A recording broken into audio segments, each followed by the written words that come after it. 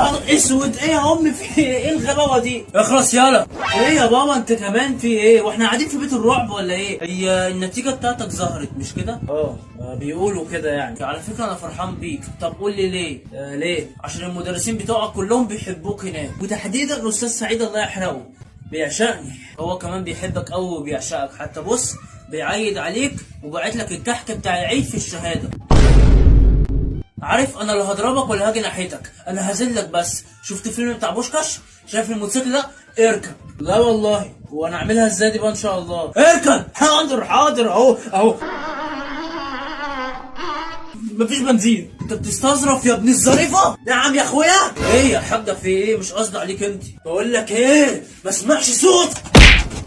ايه ده؟ هو مش المفروض انا اللي بتضرب؟ انا سمعت كده ان انت شلت قبح، الكلام ده صح؟ لا طبعا، يعني انت تصدق عني الكلام ده؟ وحياة امك؟ طب تعالى لي بقى.